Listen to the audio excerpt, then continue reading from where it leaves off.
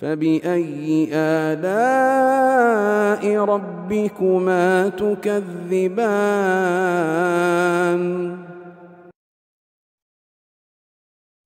Iya.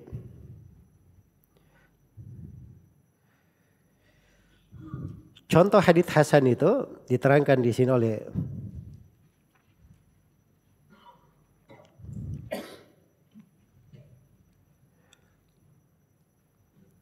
Ibnu Salah rahimahullah. Beberapa contoh, di antaranya adalah hadits Muhammad bin Amr bin Alqamah dari Abu Salamah bin Abdurrahman dari Abu Hurairah tentang siwak itu. Iya. Di mana Nabi SAW bersabda, "Laula an asyqa ala ummati la amartuhum bis-siwak inda kulli shalah." Inda kulli shalah. Iya. Jadi ini Muhammad bin Amr bin Alqamah itu hasanul hadits. Jadi dia hadits disebut hasan lidatihi. Itu satu sudut ya dari contoh. Dan di contoh ini juga bisa dipakai untuk hadits apa? Sahih li ghairihi. Sebab hadits Abu Hurairah tentang siwak ini itu datang dari jalur lain. Dari selain riwayat Abu Abdurrahman bin Salamah. Nah, jadi dia juga bisa menjadi contoh hadits sahih li ghairihi. Iya. Contoh yang paling dekatnya untuk hadits hasan li ghairihi itu adalah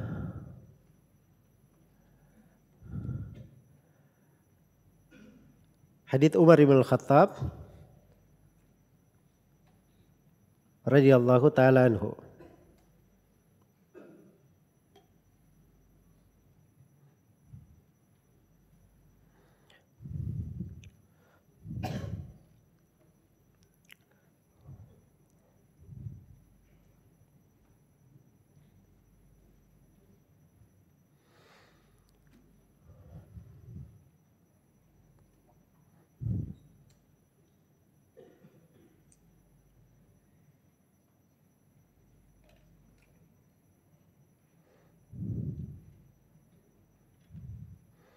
Jadi hadits Umar bin Khattab radhiyallahu taala anhu, semuanya tahu haditsnya di Musnad Imam Ahmad,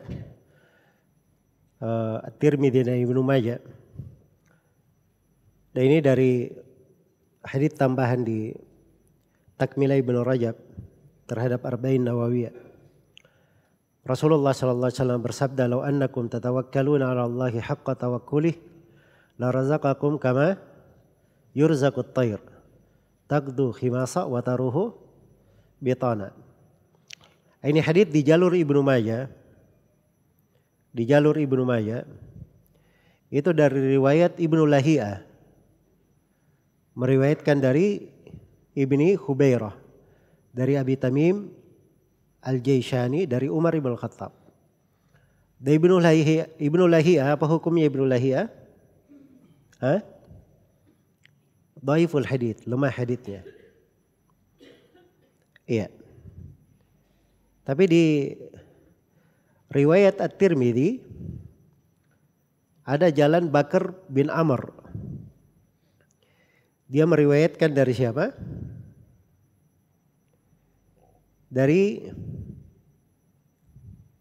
Abdullah bin Hubairah dari Abu Tamim Al-Jaishani. Iya. Dari Umar ibn Al-Khattab radhiyallahu taala anhu. Baik. Berarti kita sudah ada, dan Bakar bin Amr ini juga ini termasuk ada kelemahan. Termasuk ada kelemahan. Jelas ya? Nah, sama-sama lemah, begitu datang dari dua jalan, berarti saling menguatkan. Itulah yang disebut dengan hadits apa? Hasan li ghairihi. Baik, saya tuliskan ya biar mudah antum.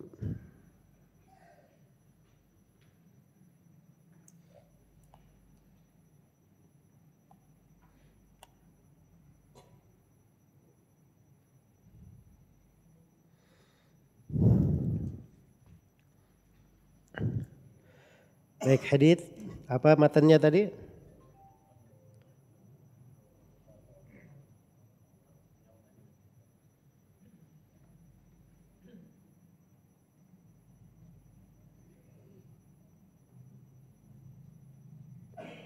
Law annakum tatawakkaluna.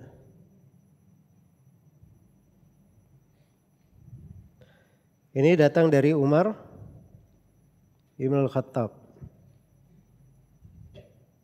Dari Umar yang meriwayatkan darinya siapa?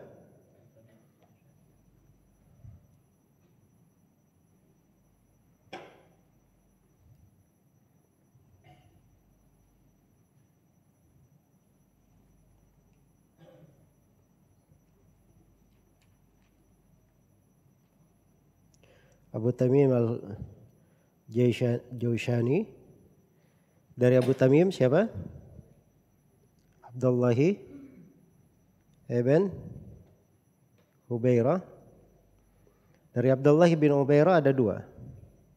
Ada Ibn Lahia. Dan ada siapa? Bakar Ibnu Amr. Iya. Ini Ibnu Lahia yang meriwayatkan darinya banyak ya. Titik-titik di sini. Ada di Musnad Imam Ahmad dan Ibnu Majah. Dan ini ada juga yang meriwayatkan dari Bakar bin Amr juga banyak. Ini ada di Musnad Imam Ahmad dan At-Tirmidzi.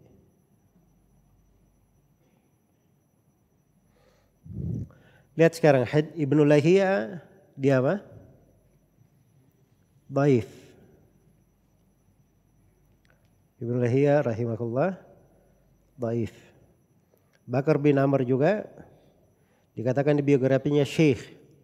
Syekh itu kalau di istilah ahli hadits berarti dia haditsnya itu hanya bisa ditulis saja.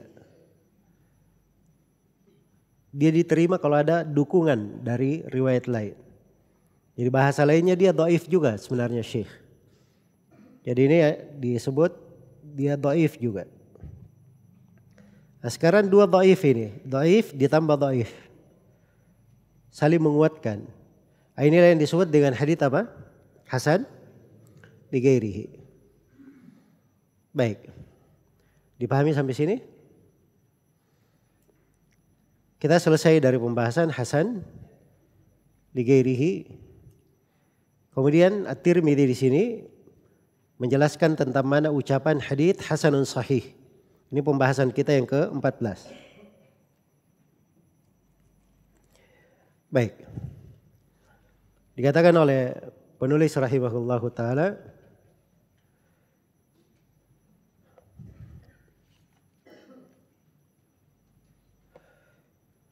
kembali ke buku panduan. Dikatakan fa in jumi'a falitaraddudi fin nakili haitsu tafarrud. Wa illa fa bi'tibari isnadaini.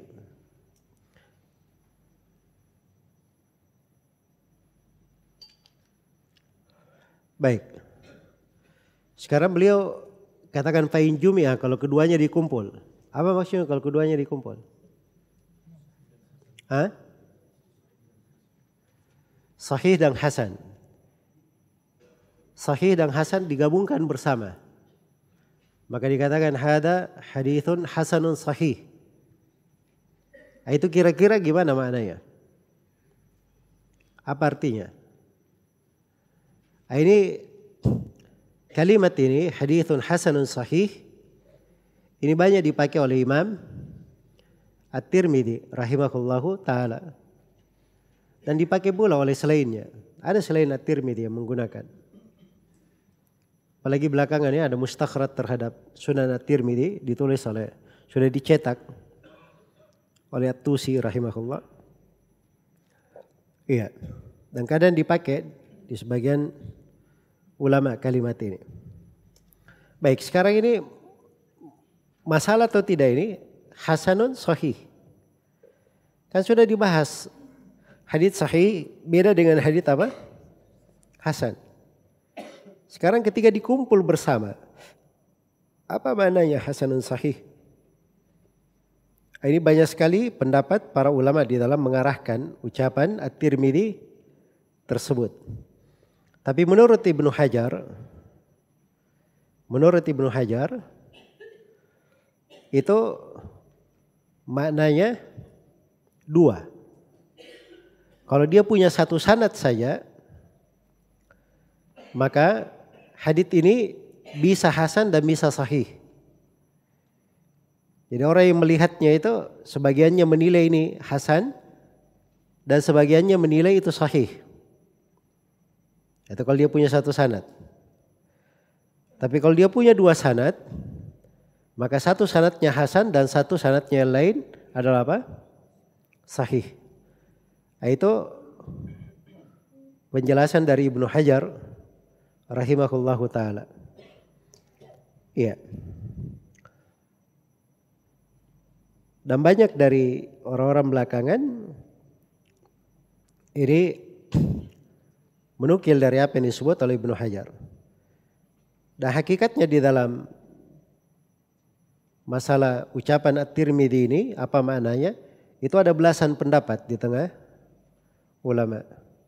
Sampai sebagian ahli hadits ada yang berkata, ini enggak tahu maknanya apa bagi At-Tirmidzi. Nanti kalau kita ketemu dengan At-Tirmidzi di hari kiamat kita tanyakan. Karena dianggap rumit terhadap At-Tirmidzi. Ya. Mungkin yang disebut oleh Ibnu Hajar ini bagi antum, wah bagus juga ya. Tapi bagi orang yang meneliti hadits mungkin akan banyak masalah. Karena kadang At-Tirmidzi menggunakan kalimat ini pada posisi-posisi tidak seperti yang disebut oleh Ibnu Hajar rahimahullah. Jelas ya? Tapi ala kulli hal bahwa itu pendekatan-pendekatan untuk makna. Itu juga tidak terlalu penting ya, karena ini istilah bagi siapa? Imam At-Tirmidzi. Dan kita sendiri sudah tahu hadits itu ada hadits sahih lidatihi, sahih lighairihi, ada hasan lidatihi, ada hasan lighairihi. Dan setiap dari sanad itu bisa dihukumi sesuai dengan kondisi di sanad itu sendiri. Iya. Jadi sebenarnya itu tidak terlalu bermasalah. Bukan perkara yang sangat berat begitu. Baik. Kemudian setelah itu beliau di sini masuk di dalam menjelaskan tentang ziyadah ats-tsiqah. Ya karena sudah terlanjur menjelaskan hadits yang makbul. Nah, kadang ada rawi thiqah menambah di dalam riwayatnya tambahan-tambahan. Iya. Riwayatnya ada tambahan-tambahan. Nah, tambahan ini apa hukumnya? Kata Ibnu Hajar rahimahullahu taala di sini kata beliau wa ziyadatu rawihima makbulatun malam taqa munafiyatan liman huwa awthaq. Iya. Liman huwa awthaq. Kata beliau dan tambahan rawi-rawi keduanya. Keduanya ini yang mana keduanya? As-sahih dan hasan. Ya kalau ada rawi sahih, ada hasan, menambah di dalam riwayat apa hukumnya? Makbulatun, asalnya diterima. Malam taqa munafiyatan li riwayati man huwa awthaq. Sepanjang dia tidak bertentangan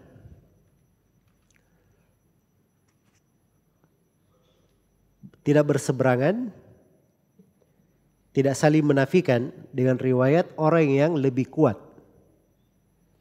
Orang yang lebih kuat. Iya. Baik.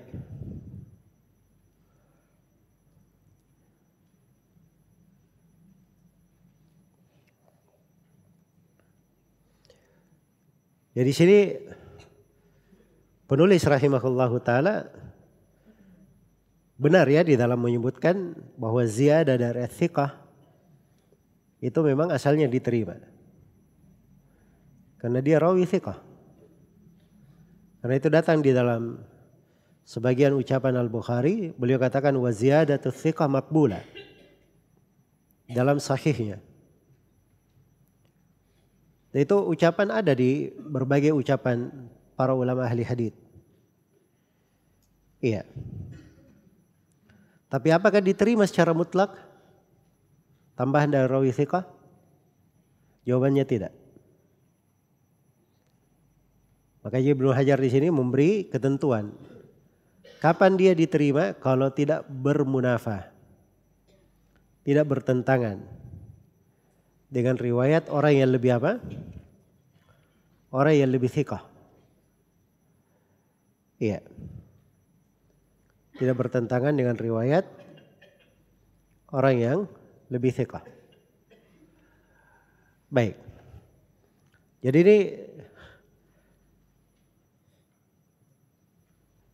rincian yang disebutkan oleh Ibnu Hajar rahimahullah. Iya. Dan sebenarnya di dalam masalah ini itu tidak ada kaidah tetapnya. Tidak ada kaidah tetap dikatakan tambahan rawi thiqah pasti diterima. Atau dikatakan tambahan rawi thiqah kalau menyelisihi orang yang lebih thiqah pasti tidak diterima. Tidak ada kaidah tetap. Tapi para ulama itu menghukumi sesuatu sesuai dengan qarina, sesuai dengan indikasi. Sesuai dengan indikasi. Baik. Kemudian dari kata munafia, bertentangan. Bertentangan itu jangan diartikan bertentangan dari mana fikih ya. Bertentangan dari mana fikih. Karena belum tentu. Iya. Makanya di Sahih Muslim itu ada riwayat fa'ansitu, kalau membaca Al-Quran disebut fa'ansitu, itu dilemahkan oleh para ulama. Karena menyelisih riwayat yang rawi yang lebih thiqah. Padahal kandungan dari fa'ansitu itu ayat Al-Quran. Wa idza quri'a al-Qur'anu fastami'u lahu apa? Wa'ansitu, ada di dalam Al-Quran maknanya. Maknanya sahih. Iya. Tapi dilemahkan karena dia menyelisihi riwayat rawi-rawi yang lebih thiqah. Ada di sebagian hadits di Sahih Al-Bukhari dari riwayat Yahya bin Sa'id Al-Qattan. Beliau menyelisihi 8 orang rawi. Menyelisihi 8 orang rawi. Tapi bersamaan dengan itu Ibnu Hajar tidak berani mengatakan bahwa Yahya bin Sa'id Al-Qattan salah, keliru. Apalagi Al-Bukhari menguatkan haditsnya. Jelas ya? Walaupun dia sendiri tapi Yahya bin Sa'id Al-Qattan ini gunung. Jabalul Hifdz di tengah para ulama. Sangat ahli. Ya, maka ini tidak ada qarina menentu, tidak ada kaidah menentu di dalam hal tersebut. Tidak ada kaidah tetap. Iya. Demikian pula kalau bertentangan antara yang marfu dengan mauquf, yang mana yang diambil? Yang marfu kah atau yang mauquf kah? Ini juga tidak ada kaidah tetapnya. Kadang yang marfu yang diambil, kadang yang mauquf yang diambil. Atau antara mursal dan mausul. Itu tidak ada kaidah tetapnya di situ. Iya. Jadi ini tambahan dari rawi thiqah ini, itu bahasa yang lebih tepatnya itu dihukumi sesuai dengan qarina. Kadang diterima dan kadang apa? Kadang tidak diterima. Jelas sampai sini? Iya. Dan kadang kurang tepat ya memahami. Ada sebagian perkara, ada sebagian hal yang kadang hal-hal tersebut jelas ya dari sudut hukum riwayat. Iya, bahwa itu dihukumi sebagai hadits yang syadz. Misalnya hadits Ibnu Umar. Di sebagian rawi itu dia datangkan hadits itu dengan larangan, lafaz larangan. Ya, larangan tidur sendiri dan larangan melakukan perjalanan sendiri. Jadi kalau larangan itu kan maknanya mana apa? Tahrim. Tapi kebanyakan rawi yang lain yang meriwayatkan hadits dari Ibnu Umar itu tidak menyebut larangan. Mereka hanya menyebut dengan lafaz lau ya'lamur rajul ma fil wahda. Lama bata wahda wa lama safara wahda. Dikata seorang itu tahu buruknya bersendiri. Dia tidak akan tidur sendiri, tidak melakukan perjalanan sendiri. Kalau ini bahasa ini namanya makruh. Namanya apa? Namanya makruh. Iya. Dan dilemahkan oleh para ulama riwayat larangan. Karena kebanyakan ulama hanya membahasakan dengan lafaz riwayat yang makruh. Jelas ya, itu dari pembahasan fikih itu. Karena itu para ulama ahli hadits itu jangan dianggap mereka nggak paham dari fikih hadits. Justru mereka sangat mengerti fikih dari hadits tersebut. Iya. Juga dari hal yang kadang menjadi pembahasan di kalangan para penuntut ilmu terkait dengan masalah menggerak-gerakkan jari. Menggerak-gerakkan jari pada saat apa? Tasyahud. Itu datang dari riwayat Zaidah bin Qudamah. Iya. Meriwayatkan dari Asim bin Kulayb bin Syihab bin Majnun dari ayahnya dari Wa'il bin Hujr Al-Hadrami. Dan Zaidah bin Qudamah ini dia menyelisihi hampir 20 bahkan mungkin lebih 20 dari ulama ahli hadits.